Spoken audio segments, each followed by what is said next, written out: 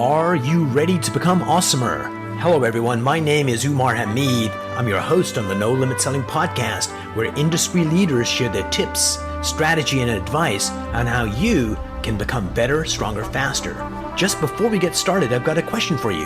Do you have a negative voice inside your head? We all do, right? I'm going to help you remove that voice in under 30 days guaranteed. Not only remove it, but transform it.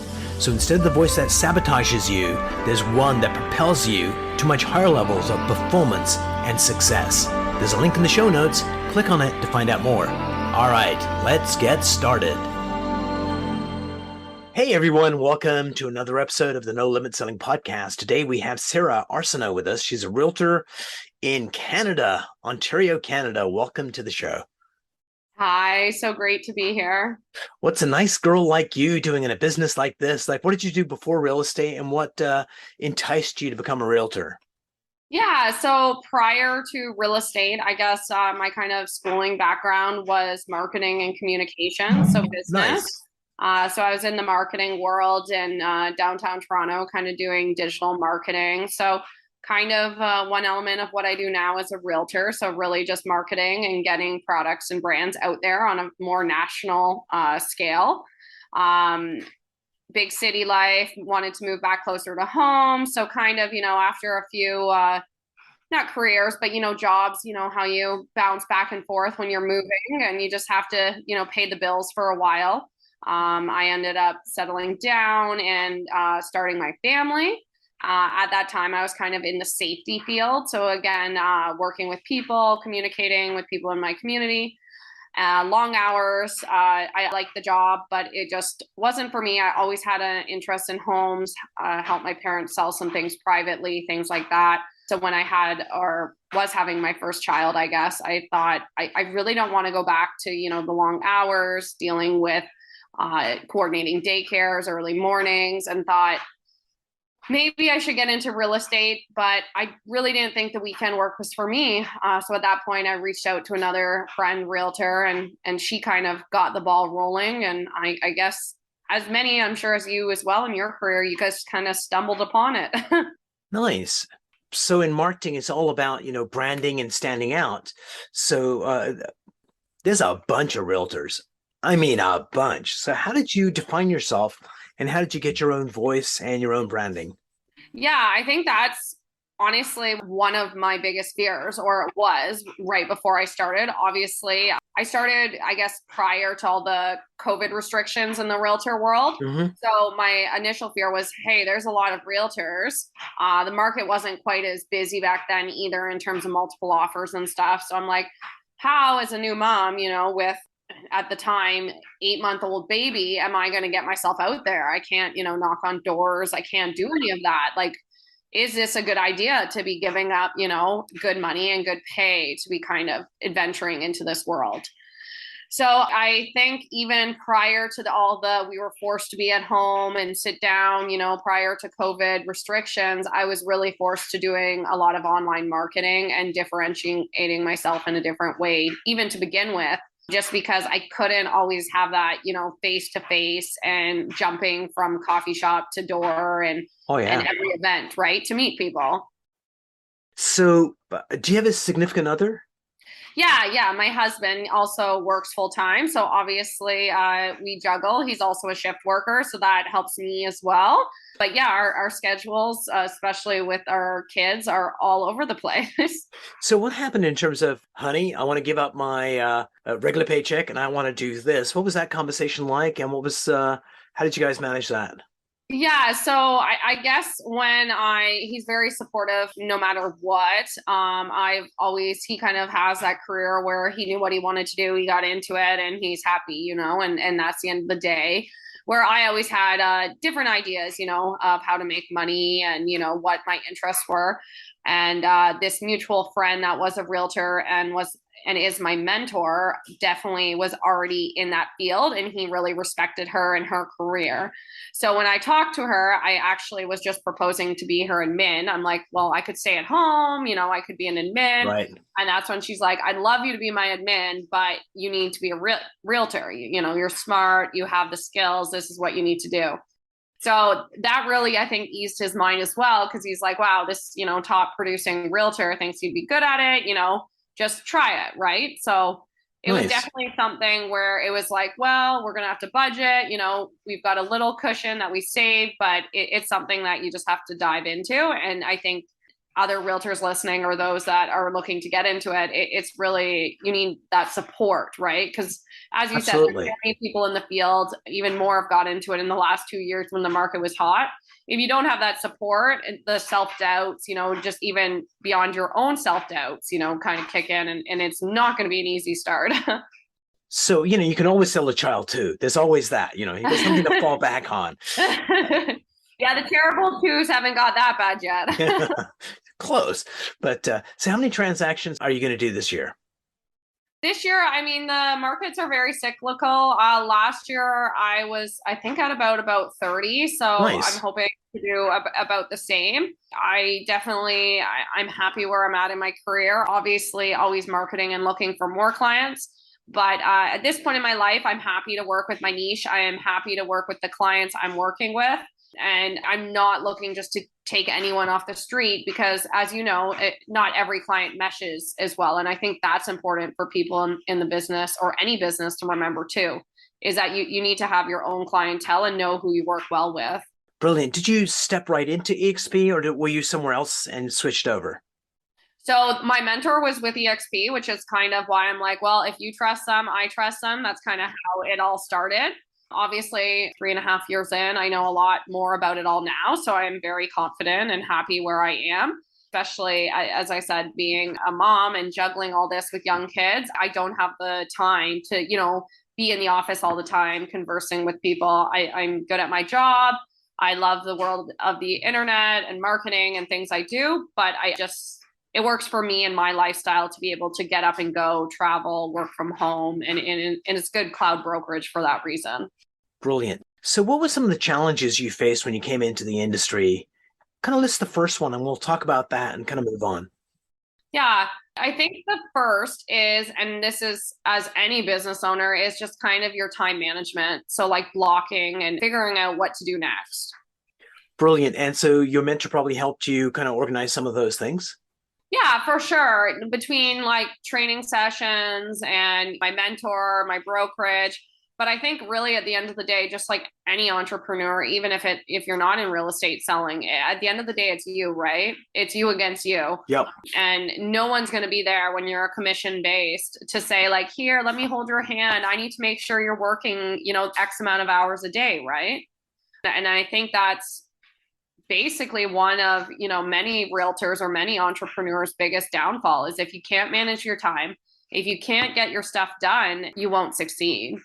Absolutely. So how do you find clients? Like, what are you doing to generate leads? When I first started, obviously, I kind of got into that time where it was after all my friends had kind of bought first homes. So I didn't have that start how some people do. But I really tried to leverage, sending emails, sending messages, telling everyone that, hey, I'm a realtor and kind of showing what I can do. I also really worked open houses, which, is a pretty big staple for realtors to start with. You definitely don't get leads every open house, but you never know when it's just one, right? I also found that I was more about the niche. So I kept taking trainings and courses until I found my niche, which I work with a lot of investors now. So I really try and align myself on social, whether it be YouTube, whether it be with other networking groups of investors, where that is where a bulk of my business now comes from. Brilliant. As you get more comfortable in what you're doing, and 30 transactions is a lot of transactions, but a lot of realtors kind of stay parked there for a while. Are you comfortable doing that for a while as you're raising your kids, or is there a goal to go to 50 and beyond? I am definitely comfortable at 30, but obviously I always have more goals. I think the next step for me, and as I sit down and as my kids are, past the baby stage, right? And as I'm having a little bit more freedom, is to kind of decide the avenues I want to go to. Obviously, getting it in min is that I do have, but getting those kind of tools in place so I can scale without me doing absolutely everything, which is, I think, really important for realtors and entrepreneurs as well. You can't micromanage everything yourself. And if you want to grow, you need to have those resources. So having the people behind you, whether it just be doing the mundane, like admin tasks, things that allow you to do those important things for your business and get in front of clients so you can scale your business. That's one piece of advice from a lot of highly successful realtors. It's like hire sooner. Don't wait till you're overwhelmed. Do it soon so you can actually maximize, because your highest worth is when you're talking to clients. Correct. Yeah. And I don't have time to spend with my family. It's the same reason my household has a cleaner, twice a month. I would rather be spending the time, my downtime when I'm not working in real estate, out there showing homes or coordinating deals. I want to spend it time with my family and not trying to, keep growing my business every hour that I'm awake, basically. Absolutely. So, having done this for a while, what were some of the mistakes you made earlier that you kind of go, oh yeah, if I had it to do over again, I would do better here and here? What are those pieces of advice you'd like to share with folks? Seasoned realtors, people in the trade a long time will tell you, really, people can be crazy. People don't all think the same. People can lie. We really have to learn. People think it's an easy job where it's just like, oh, you get paid, you walk to the bank. They don't realize, how the system works and everything, and the emotional toll, that people take on you. So I think the biggest lesson I've learned is, one, to just let things brush off your shoulder and realize that not everything is your fault. Like if someone doesn't win a deal and you've done everything you can and someone's yelling at you, that's their own emotions, and to disconnect and not feel guilty over it. And then connected to that as well, I think we have this idea that you have to win every deal in terms of every client you talk to or every potential client, you got to win them over. You have to have them, even though you maybe get a sense like, hey, I don't think we mesh well together. You're still trying to sign them and you're still trying to work with them and save everything, because that's your paycheck, which I have learned in the past that any deal that I've done that for, you felt a little guilty, you felt bad, you kept working with them. Yeah, you paid the price emotionally, physically, with your sleep. It was just like, I had this sense, right from the start that it wasn't a good fit. So I think learning to, one, let go of others' emotions in terms of, if you've done everything you can, I'm very passionate, I want to make people happy, but you can't do it every time, and recognize when maybe someone is better suited for another agent. Brilliant. So what does that conversation look like when they're like expecting you to be their realtor and you decide this is not a good fit? How do you articulate that in a way that you don't hurt feelings? I think it's important. I mean, depending, obviously, real estate is complex. So maybe sometimes they're looking in a different area and they're going to be a demanding client in terms of they want to see a lot of properties and it's, 30 minutes to an hour away. Maybe it's more the network again. So establishing those rules from the beginning, saying, hey, I work with a team, I work with others, and whatever is best for us, I'm going to convey that to you because your interests are best. Really just making sure the client or the potential client knows that at the end of the day, we want them to win the home. We want them to win the commercial space. And it's not about working with us exactly. It's whoever's best suited. So we want the best for them. And so do, the colleagues or the people that I work with as well. Brilliant. So as you move forward, what are the things you're focusing on to improve your performance? Yeah, so as I move forward here, I would say, and it's always been a huge, the mentor I work with as well, this was kind of a pillar of her business, and that's something that I kind of dove into. And like you said, hire before you need it. I kind of, put money in self-development before.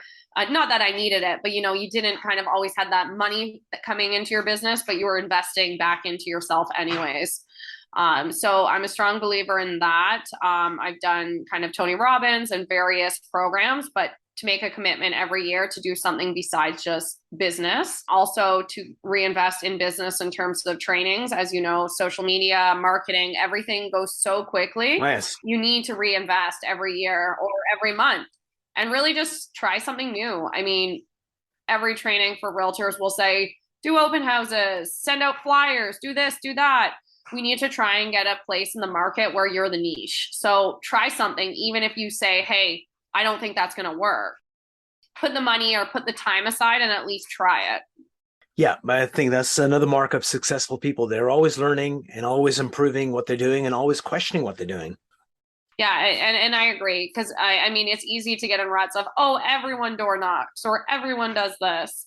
It's one, finding the niche and the way that you can do it differently, but two, not just maybe your ego or whatever stepping in and saying, hey, everyone does this, so I can't, right? Because you never know who you're going to Or meet. worse, it's like everyone does this, so I have to do this because there's certain people have gifts in certain areas, and it's better to invest in your gifts than it is to go along with the fad that happens to be the flavor of the day.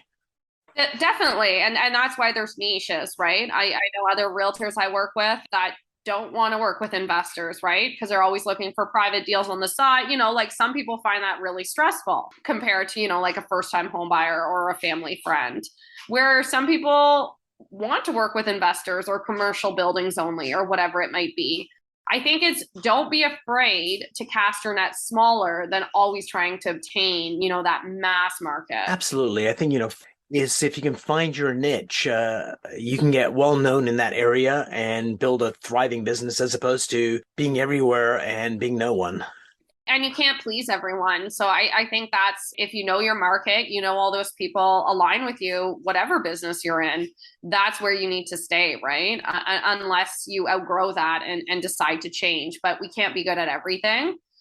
So I think that's one of the biggest things I've learned and the biggest ways that I think you'll be successful, even as the market changes and slows, right? You need those repeat business. Brilliant. What's one piece of advice you'd like to share with people, a mind hack that you use to be more productive, more effective, sleep better? I think it's really just investing in yourself. I know I've mentioned this before, but we really need to think. I know it's easy to get down on yourself even after a long day of work. It's out there, it's in the media, like, hey, I'm going to come home, I'm going to have a massive glass of wine. And then you wake up and you feel terrible the next day, you know, because that one glass turned to two. Nothing against drinking. You know, I drink with friends and family, but it's thinking about how can I make myself better at the same time? So what am I going to do that's going to improve my body, improve my mind? So whether you're listening to an audiobook, whether it's fueling your body with nutritious food when you're out, you know, running hectically, working out in the morning, Yeah. whatever you choose to do, it's doing stuff that's self-care for yourself versus getting wrapped up into this vicious cycle, you know, because it can be depressing as an entrepreneur, really. You know, you have a few bad days, you know, long days, and what you do to your body doesn't help work. Absolutely. Thank you so much for being on the show today. I really appreciate having you on the show and looking forward to see what you do in the next few years. Yeah, same here. If you enjoyed this episode, please go to iTunes and leave a 5-star rating. And if you're looking for more tools, go to my website at nolimitselling.com. I've got a free mind training course there that's going to teach you some insights from the world of neuro-linguistic programming, and that is the fastest way to get better results.